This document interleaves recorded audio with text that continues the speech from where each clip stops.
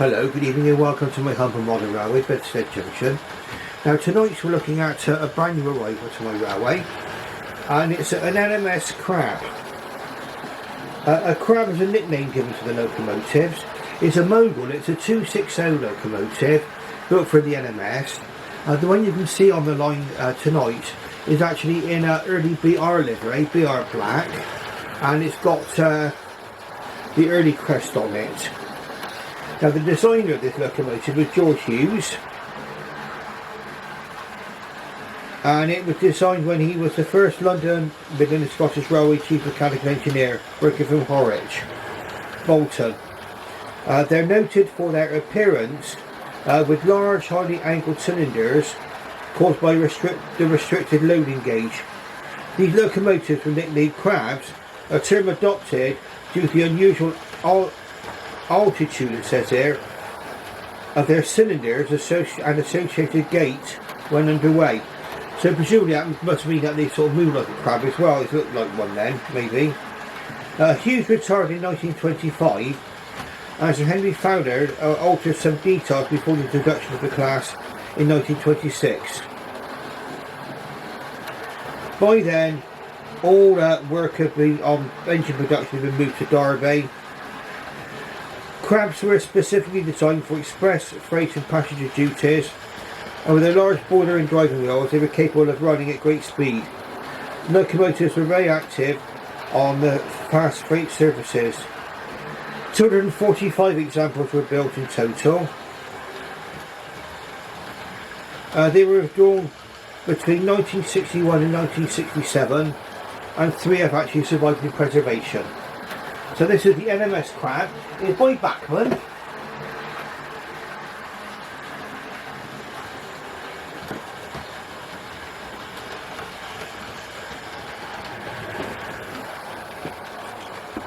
And it's what we had. 32176, LMS Crab 42765, BR line black, early emblem. There we are, to give you an idea. 8-pin DCC, it does take a DCC decoder. Apparently the seller told me this one had a DCC decoder in it, but it's since been removed and the blanket blood put back, which is fine for me because I'm running on analog anyway. It was described as in near mint condition, and yes, I would go along with the description of near mint, okay. It had one small problem, and I'll go into that in due course when we take a closer look at the locomotive. And it's only just now, today, they've actually received the missing part. Now it may seem trivial to some people, but once I notice something, it's impossible for me to unnotice it. And that was the case here. It's a beautiful runner, and what we're going to do is once you start to have a close look at this locomotive, we'll also go through all the stages which I go through in preparation to actually bringing a locomotive to service on my modern railway. Now it's putting 3 LMS coaches, which is fine, they're the right coaches, and those coaches are made by Dapple. I say that the wheel configuration is a 260 mogul. Now I think these were originally designed on the Caledonian Railway, I think possibly, but what they had to do in order to fit them in the loading gauges on the rest of the Midland Railway system, they had to bring the cylinders in and angle them up, so that's why they were called Crabs. We'll have a closer look at this anyway, just in due course. Very, very nice locomotive, very nice runner.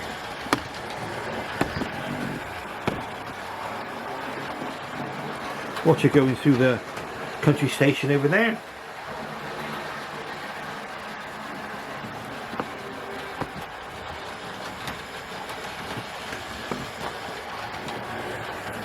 Now the question is, which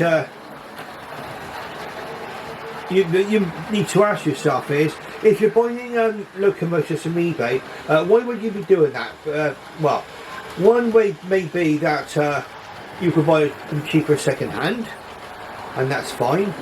And the other one, of course, is if the actual model is no longer available. And that's really the main reasons why I buy from eBay. And very often it's because the actual locomotive I want is not available. Now this one is definitely near mint, and I'll explain to you how near quite shortly. In fact, what we'll do is we'll bring her in a moment, so we'll have a quick look at her.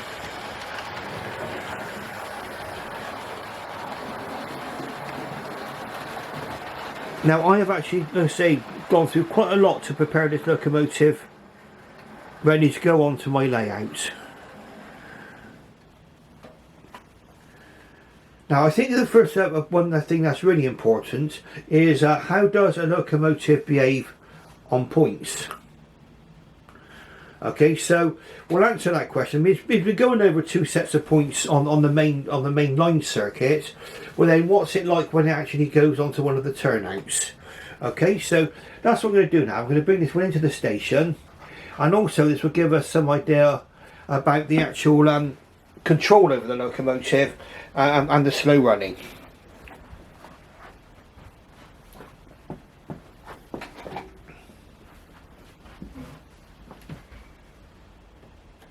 There we are, we set the points up nicely now. I'm going to run our beautiful crab into the station.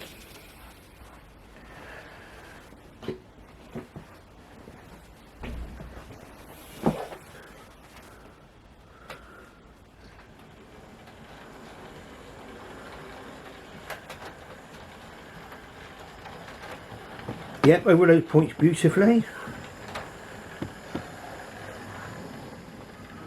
Slowing her right down. Now I will say that I studied these photographs in the finest detail. It's one of the reasons why I bought it, because it did actually have loads of photographs of it showing what it was like. As far as I could see, there was no problem with it. And since I've had my various problems with valve gear on locomotives, I checked the valve gear. Let's get something we can point with, so we can have a proper see what we're properly looking at. Let's have that one. Right, so the things I would check is the slide bars, are the actual slide bars and the crossheads all correctly located where they were. There was no sign of any loose mechanisms. The bodywork looked perfect, it was fine, and this is how it came when it arrived with me. I mean, it's literally, it looks like it's a new locomotive, to be honest with you. The handrails were all present. I had to look at various examples to check the handrails were present. Tender looked fine. It looked in absolute pristine condition when I bought it. Sorry, my phone just went off then.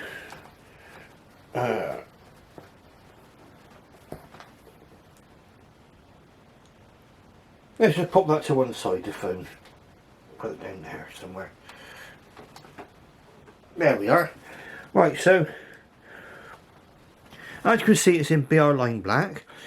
Now, what I'll do is I'm going to stop the camera, and the next time you'll see this locomotive is going to be on the Lazy Susan, okay? So we'll do that for you now in just a few moments.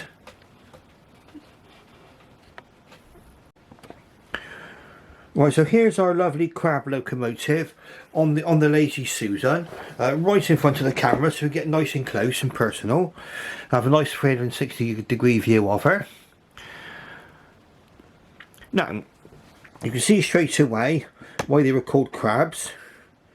It's a nickname they got because of the look of them, and it was because of the apparently the slanting large cylinders are the appearances of crab pincers. You see all the running gear is perfect.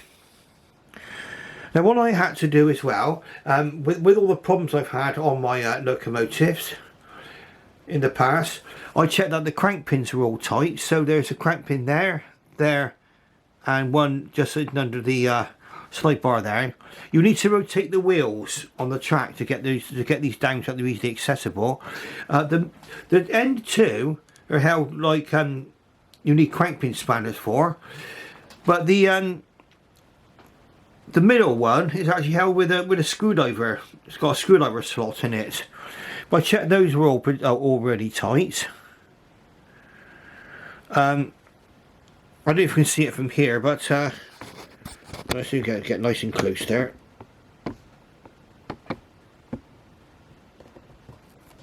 Okay, closer look up on there.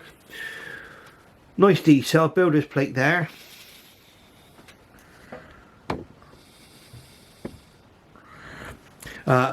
Lovely red lining. Handrail there and there, separately fitted. We've got a fully glazed cab. That's fine. Now we're going to have to raise the camera slightly and see if we can get an aerial view, because I'll be able to explain to you what was actually missing on this locomotive. Now,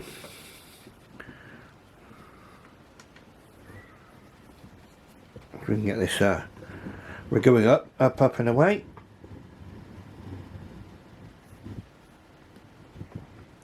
That might give us the view. Sorry about this, we need to get back onto the locomotive.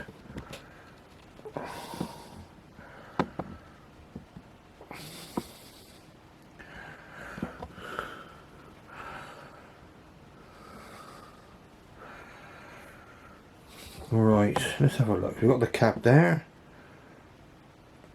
Yeah.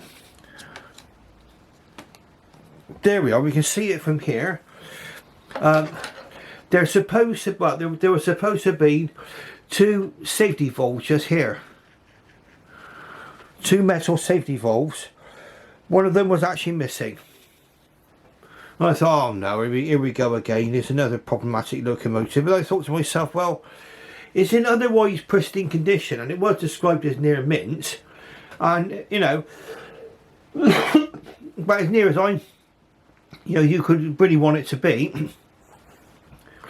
So what I did is I actually managed to find another locomotive body for sale on eBay, with really a cheaper one, with for spares or repair, and it actually had the pair of whistles on there, so I was able to get the missing whistle actually located in there. Not whistle, sorry, it's a safety valve. Okay, I get mixed up with those two. That's a whistle back there. There's the safety valves.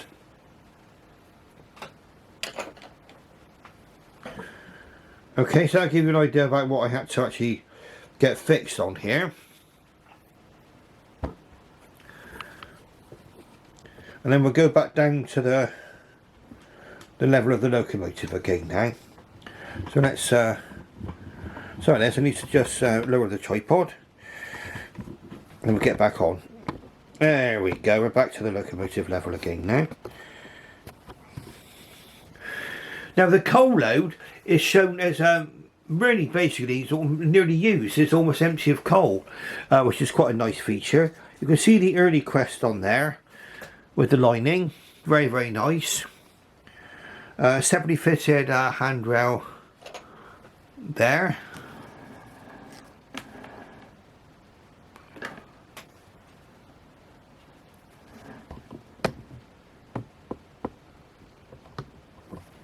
Another one on the back of the tender there.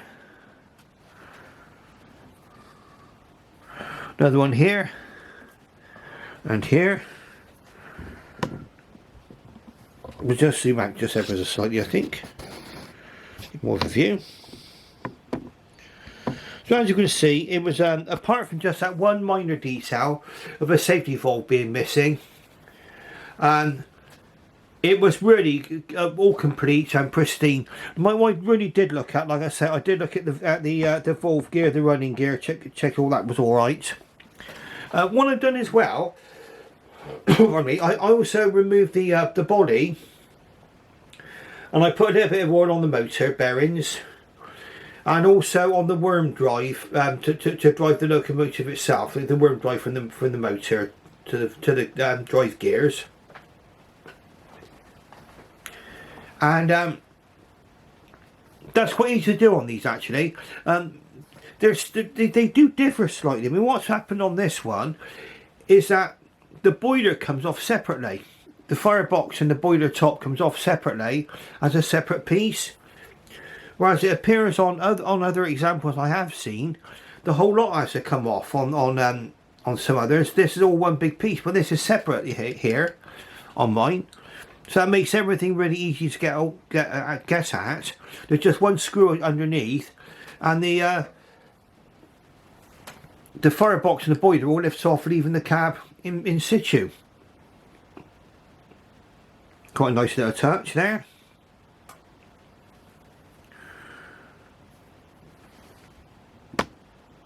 Got the lining on the cylinders there. And for some of you, for those of you who are like aficionados of them, sprung buffers, do we have them? Oh yes. Sprung buffers, lovely.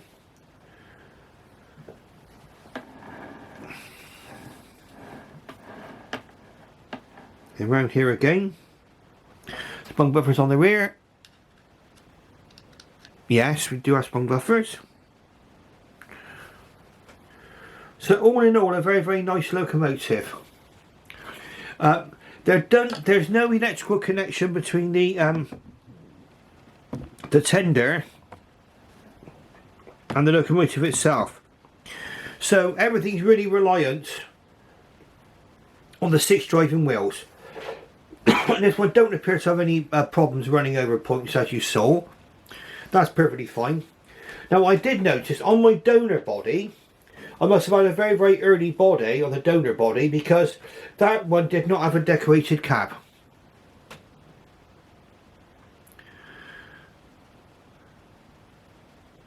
But what we're going to do is I'm going to stop the video just for a moment. Okay, we'll come back in a second. But as you will observe, this one has got a painted cab. Pick the locomotive up like that, just on by the running plate, and you can see fully decorated look with all the gears and everything. Let me lift up the camera there so we're in focus on it. You've got dials there, they're not picked out, they're just sort of blank dials there, but it's all picked out with the brass work. Very, very nice indeed, very nicely decorated cab there. And the locomotive is quite impressively heavy. And I don't know if we get a chance to have a look at this, but that's the drawbar arrangement there, you can see. There, we're in focus there now.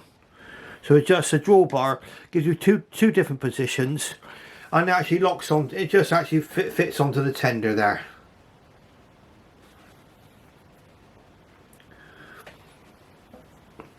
And we'll see if we get a better look at this whistle situation.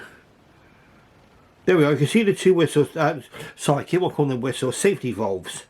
Pardon me, there you've got the whistle here, and then the 2 safety valves there. There was 1 safety valve missing, but I managed to get that one off the donor body. And that donor body will yield other parts, should I or anybody else ever need them. So it was worth getting the donor body.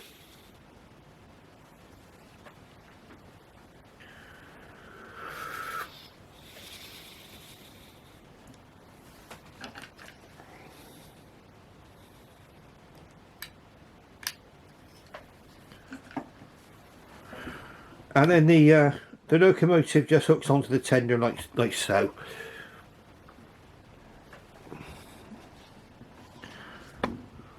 Let's take a look at the front of the locomotive.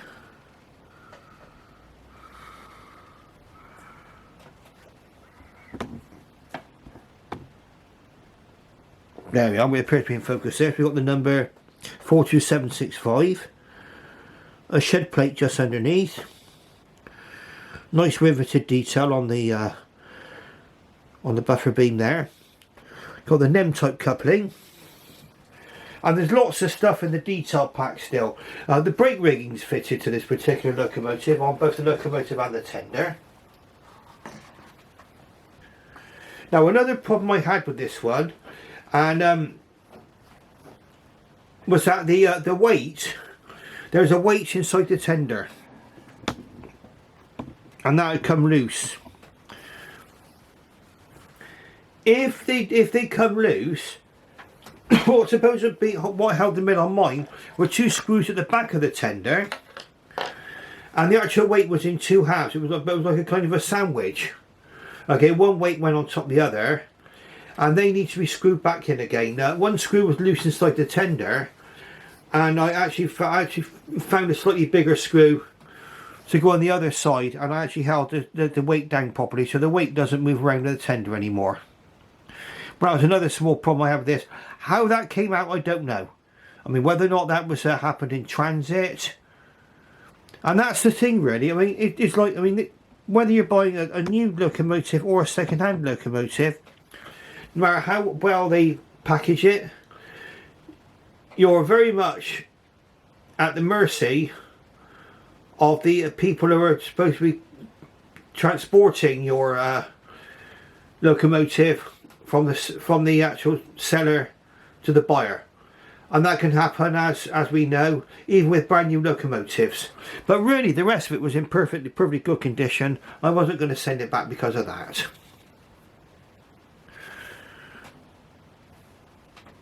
Got this kind of vent type situation on here. It's no sliding vent on top of there. Really, really nice though. Now we're going to talk as well about another locomotive in just shortly. Now we're just going to turn the camera around a second. I want to show you something. That's the package in which the locomotive came in. Bachmann branch line, Waller Railways. It says Crab there, look. We're doing. You can get these spares off the internet. I did check, and you can get spares for these locomotives off the internet. You can still buy the motor. You can still buy a valve gear set, and that was quite cheap actually. A valve gear set and the motor cradle came all in one. You can still buy wheel sets. I mean, really, anything you need. The locomotive body, if you had to get a replacement body for one of these, they're £48, I think, including VAT and postage off the Bachmann website. But I picked up my donor body for far less than that. I mean, there was nothing wrong with this body, except for the fact that it just had that safety valve missing.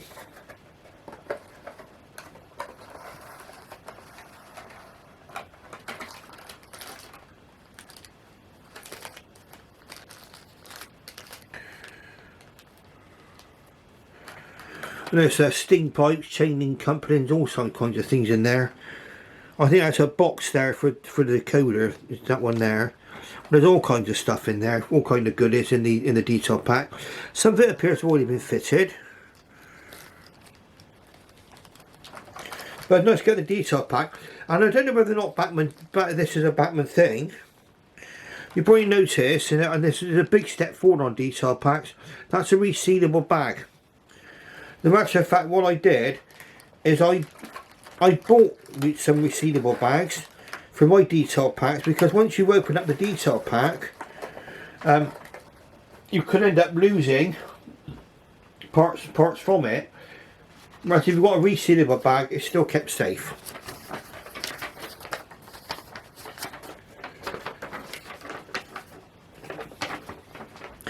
And you get the usual exploded diagram there of the locomotive. You can see there's the body, the motor. There's a gear cradle there with the gears, the tender, the weights there. That's the weight. But mine differed slightly from this. It had 2 screw holes in the back, and it's a kind of a sandwich. You can see there was a sandwich of 2 different plates of metal, and they had instead of that arrangement with a screw in the middle or a peg in the middle, it was held with 2 screws at the back. Okay, but quite straightforward. Well, most of the parts there are available, so on the on the Bachmann website. Right, so let's get back to the fun. And we'll put this locomotive back on the layout, and we'll run her. I'll give you my final thoughts. Right, so let's get underway. And we can see our crab locomotive go around the track for a while again. Okay, through the country station she goes. Right, final thoughts. I'm not going to tell you how much it costs, okay, including the cost of having to get that replacement, getting that donor body, okay, because I'll probably have some people shouting at the screen. But it's one of those things that once you've made up your mind, it's a model you want, okay. And bear in mind, I could have bought another example online, and it could have had a similar fault. At least it was a fault that was easily resolved, and quite relatively inexpensively too. I mean, and now we're back on the road with a nice locomotive. It was a really nice run. I mean, went right way through this one from top to bottom. So I said on this, I checked all the crank pins were tight. I've given it a good oiling, right, you know, on all the crank pins, on the axles, the motor, bearings, the worm drive. So it's literally ready now, hopefully, for years and years and years of good service. Really lovely locomotive. So pleased. And I fancied a Crab for quite a while, actually. I mean, I know, being Bristolian, my leanings are sort of Great Western, and they are, but in Bristol at least, the Midland Railway did come into Bristol, Meads, and of course in our locality you also had the Somerset and Dorset Joint Railway, which you could also see Midland and Southern Railway locomotives going up and down there, and sometimes even a lot of Western Region locomotives went up and down the Mansfield branch. So I had a neighbour in my I used to live near, who worked on the Midland Railway. So you know, you could so the Midland Railway is also of an interest to me. I say the Midland Railway ran from the Midland Railway also had their own line at one time, which ran between Meads and Birmingham. And from that it went the Mansfield branch down to Bath Green Park and on to the S&D. Now, will I be showing you some Great Western locomotives soon? Yes, there will be. I won't be buying any. I don't think I've got anything new coming in my collection because I've got most of what I want. Some certain things are getting more difficult to find, and that's why sometimes I stick with these locomotives, even if sometimes I buy them second hand and they're not entirely perfect. If I can get the one I want and fix it up, well, so much better. If I'm back on the road, at least with something that I really wanted. Now you're going to be asking yourself why we got an LNER locomotive on here. Tornado. Why have we got Tornado? We've got a little bit of a further update on Tornado as well, okay? And we're going to maybe have a look at Tornado in just a moment.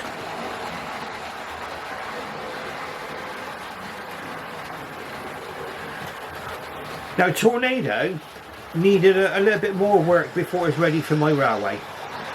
It's another eBay purchase, but it did need some work being done to it.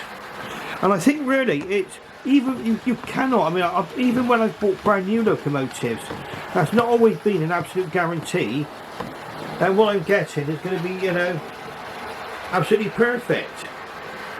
And I'm lucky. I've got the tools now, and I'm beginning to develop a lot of the skills that are necessary to actually repair locomotives. And if they're relatively minor defects, they can be put right by me. I'm one of those kind of people that says, well, let's have a bit of a go, shall we? Let's get it done.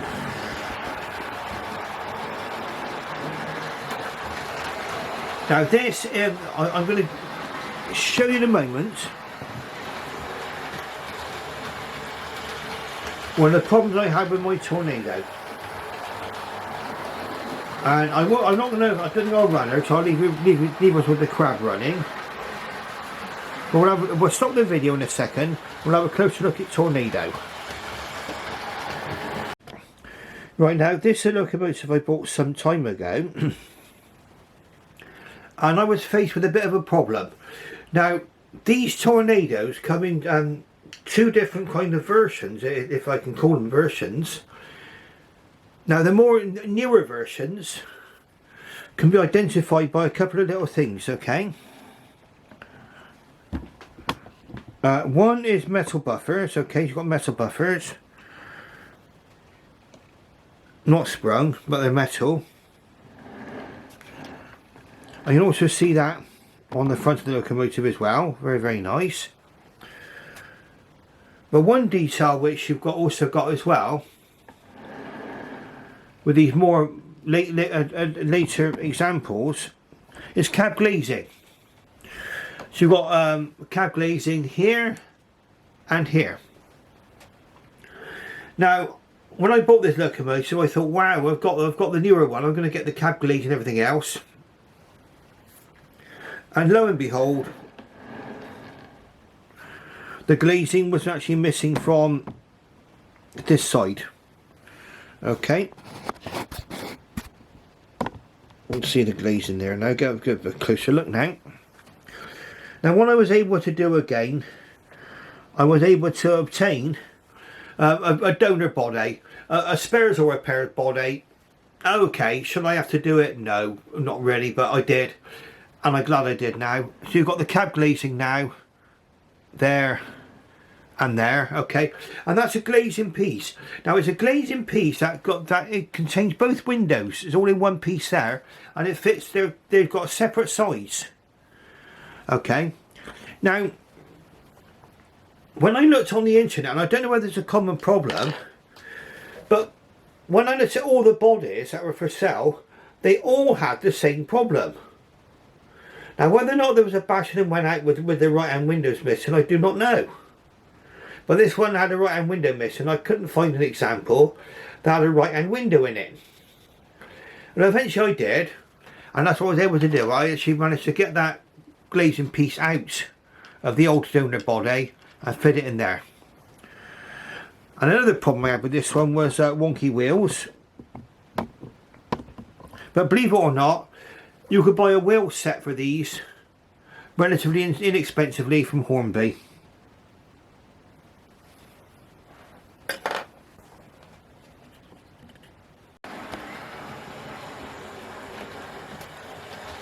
Well then, so here we are again, then back with our LMS Crab, back on the line again. Now, I hope you've enjoyed watching this video as much as I've enjoyed making it. Now, if you like what you see, press the like button, and if you've not subscribed to my channel yet, please subscribe. It makes a big difference to me. And ring that bell so that you can see future videos, you'll be made aware of them. And on that note, I should say, well, thank you very, very much for watching. I should bid you farewell and good night.